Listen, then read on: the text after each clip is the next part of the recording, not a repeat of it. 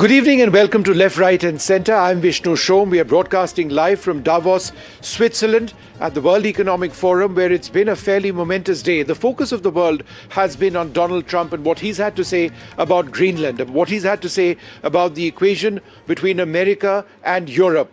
And it is a real crisis.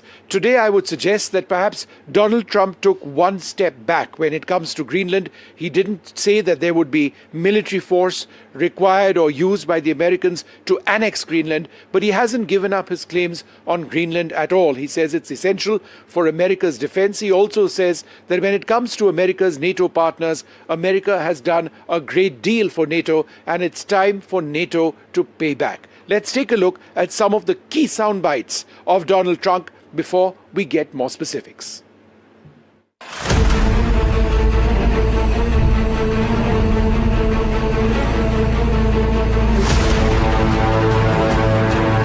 We probably won't get anything unless I decide to use excessive strength and force where we would be, frankly, unstoppable.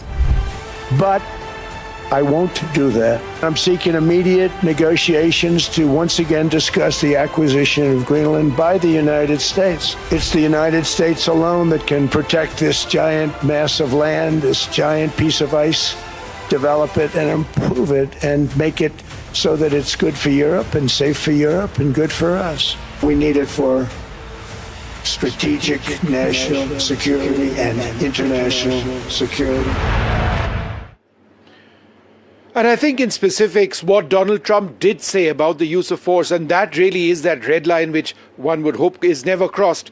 His exact words were, "I won't use excessive force. I don't have to. I don't want to. All the US is asking for is a place called Greenland." But let's listen in with more detail on just what he had to say on the Greenland issue. Greenland is a vast, almost entirely uninhabited and undeveloped territory, sitting undefended in a key strategic location between the United States, Russia, and China. That's exactly where it is, right smack in the middle. Wasn't important nearly when we gave it back. You know, when we gave it back, it wasn't the same as it is now. And this, to get to this rare earth, you got to go through hundreds of feet of ice. That's not the reason we need it. We need it for strategic national security and international security.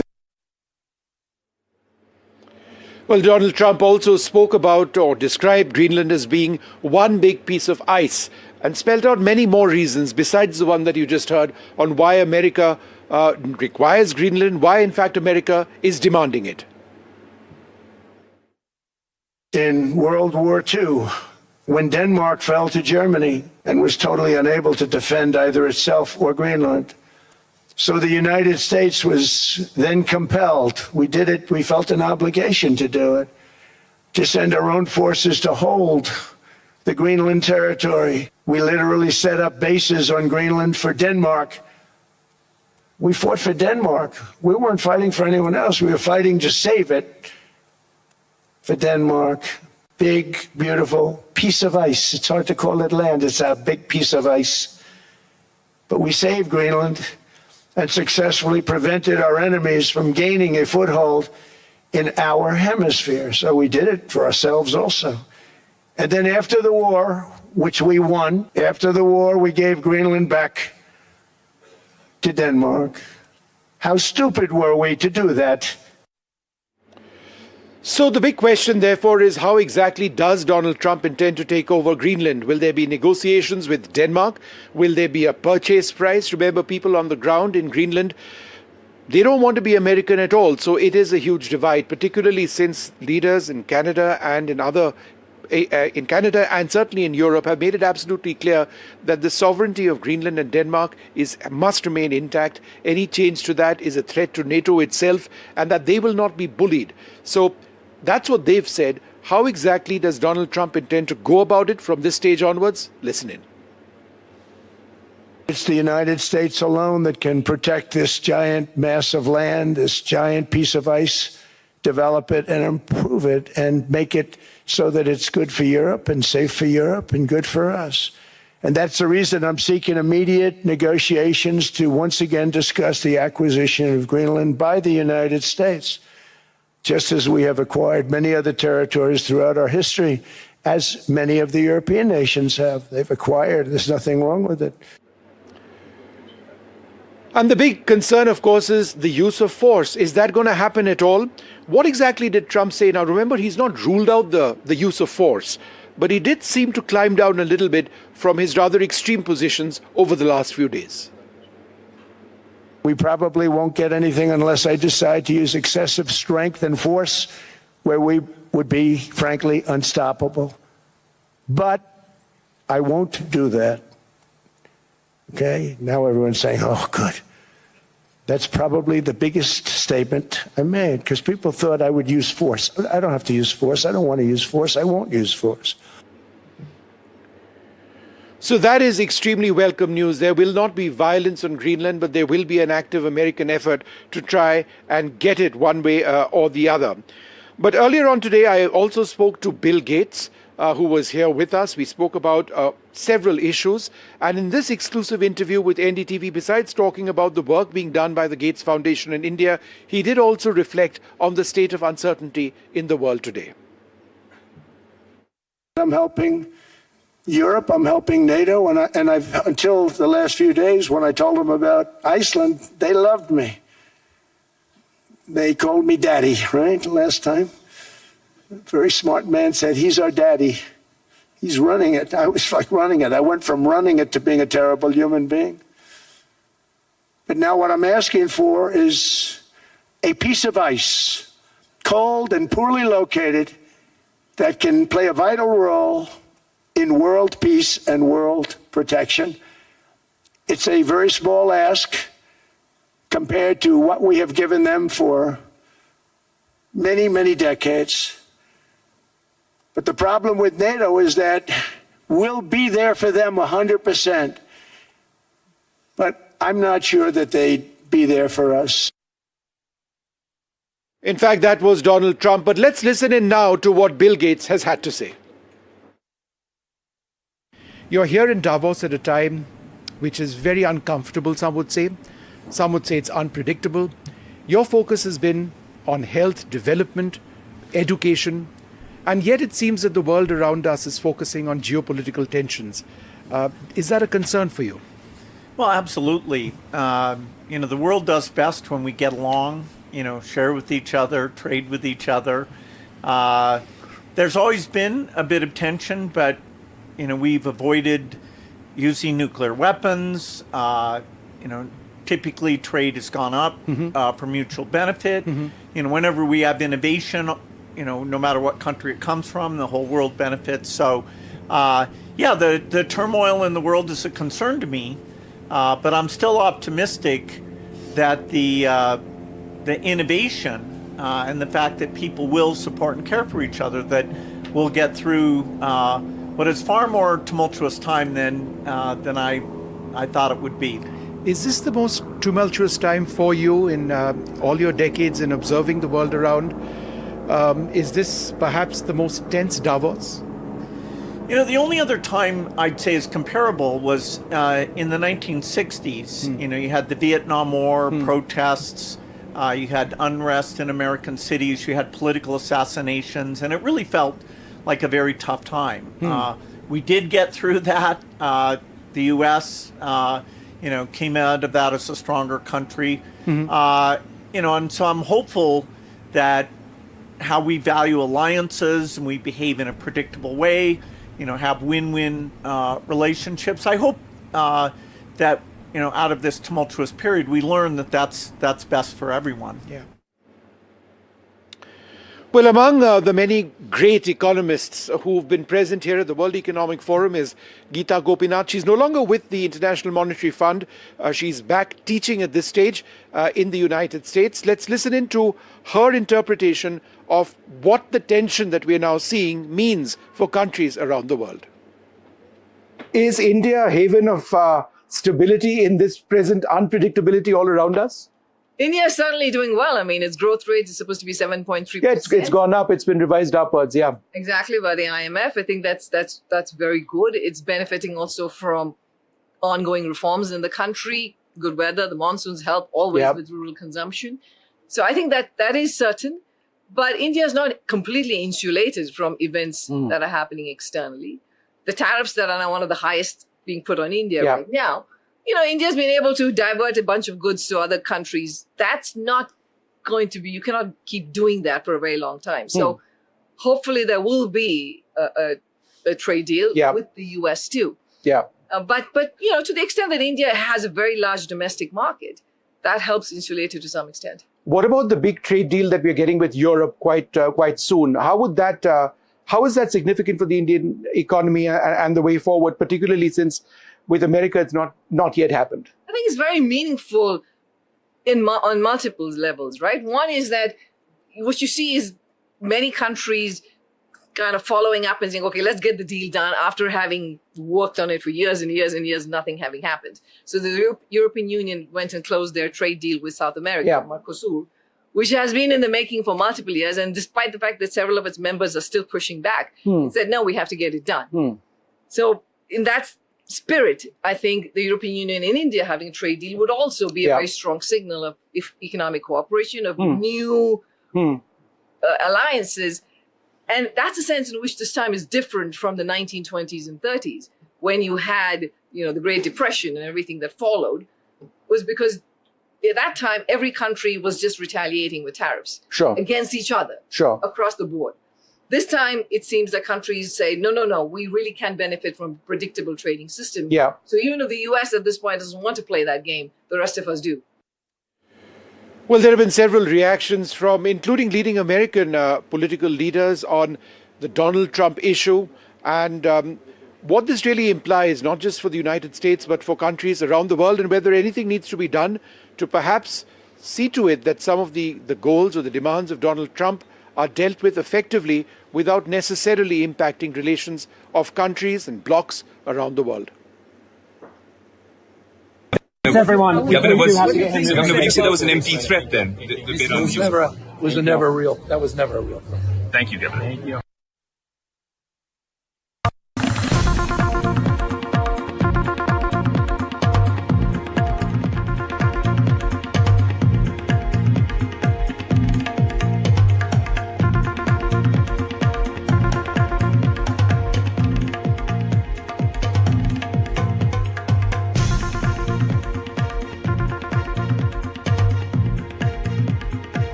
Well, there's some breaking news now coming in. What we can confirm is, and this was a real concern, that the European Union would in fact break a proposed trade deal between the United States and countries in Europe. And it now does appear that that is taking place as a result of the damage which has been created, the rift which now exists between America and Europe.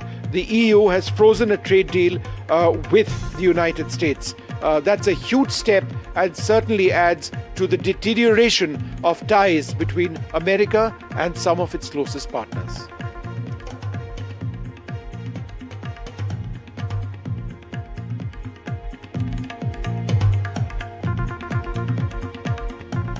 Certain places in Europe are not even recognizable, frankly, anymore. They're not recognizable. And we can argue about it, but there's no argument. Friends come back from different places. I don't want to insult anybody and say I don't recognize it. And that's not in a positive way, it's in a very negative way. And I love Europe and I want to see Europe go good, but it's not heading in the right direction. All right, well, among those who've been over here, Martin Wolf, one of the world's finest economic commentators.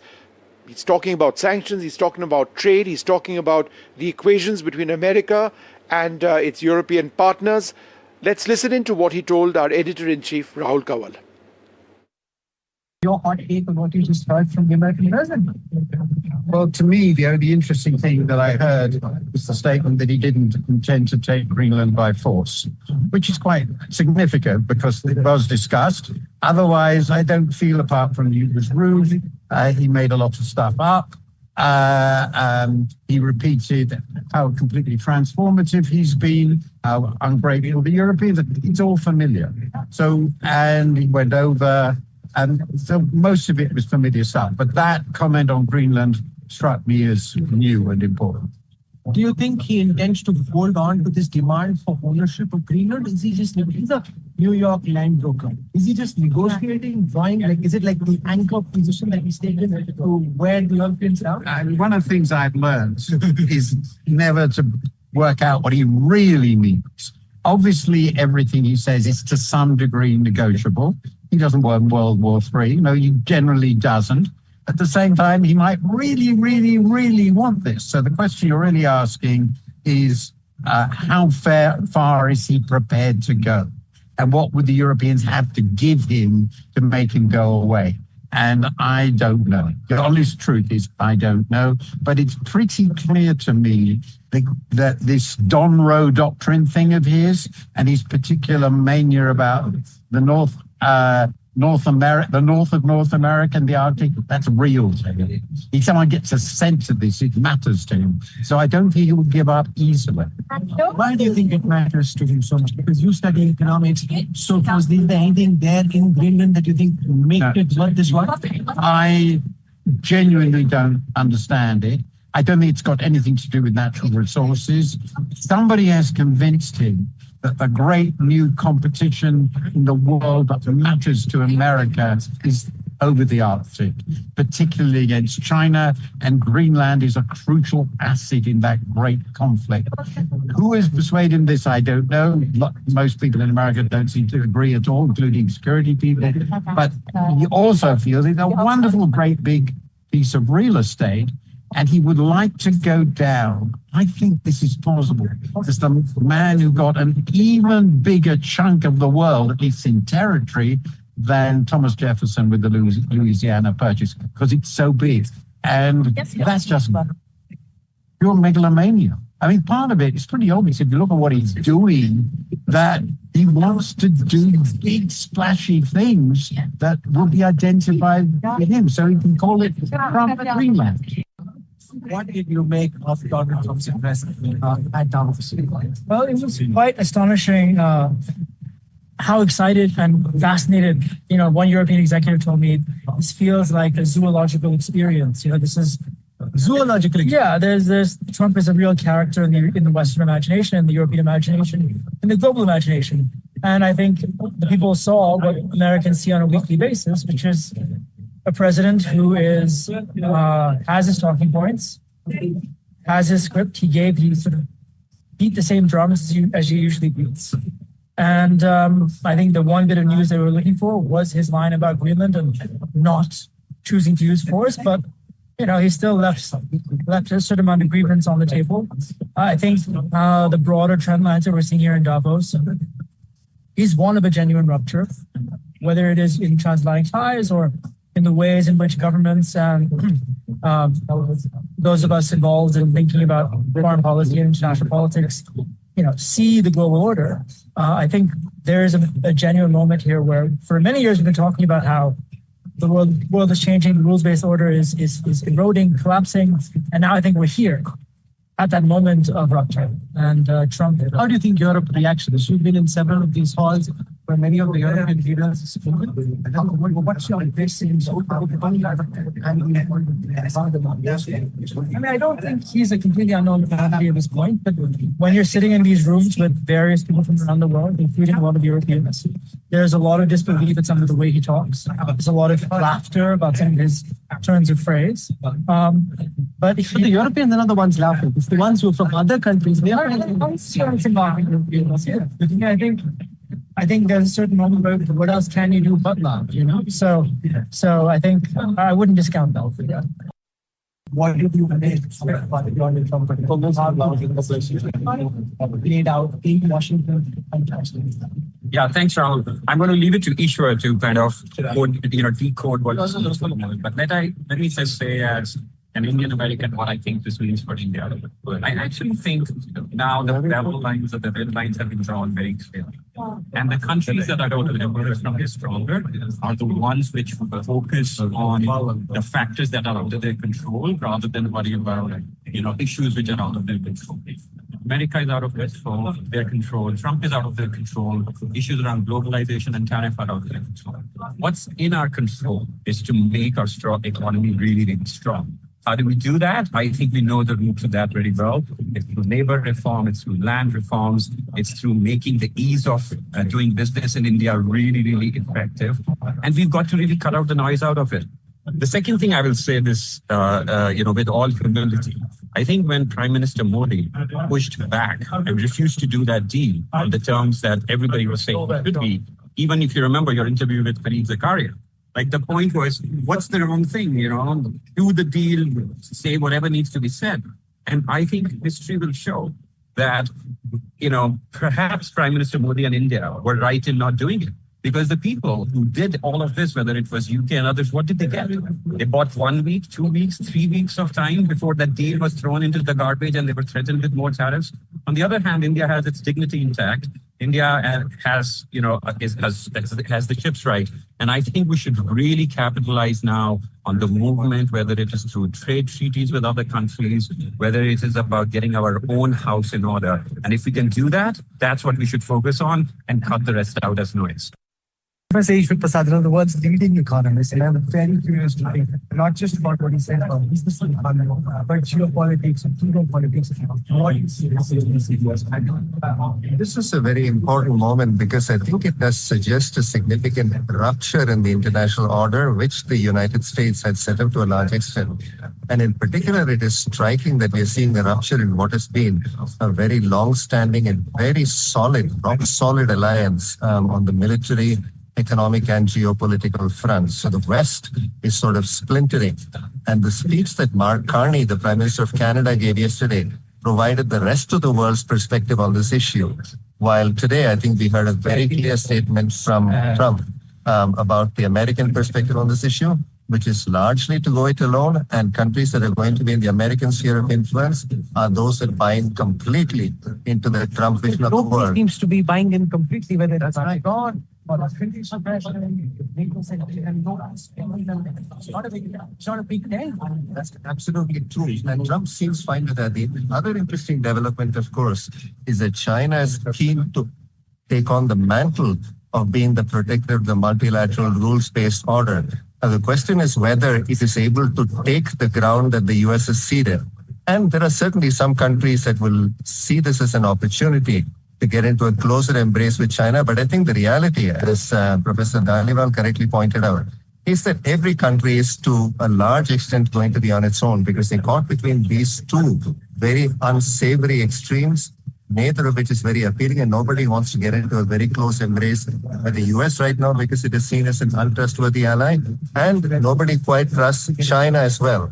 So in a sense, it is going to be up to every country to ensure the resilience of its own economic policies and of its policy-making structure. On Greenland, do you think he's negotiating, or is this really what he wants and he won't stop with anything less than actual ownership of Greenland? It's hard to tell. It was sort of encouraging that he said that he will not employ force, but I think there was an implicit threat in there that if the NATO countries don't come around and see to his vision of the US controlling Greenland, there is going to be some ugliness ahead. It's not clear what form this ugliness will take. It will probably start with tariffs. I hope that reason will prevail and that there will be no military action of any sort. But with Trump, you cannot count out anything. Well, there you have it, all of the details on what has been a remarkable day in Davos, perhaps the most tense, perhaps the most anticipated in decades of the World Economic Forum. Donald Trump has spoken, and it does appear to be a bit of a climb down. Will there be military action in Greenland by the United States? Perhaps not, at least not immediately. But what is the future of Greenland? Donald Trump is working a hard deal. Will the European nations accept it? For the moment, from all of us here, good night.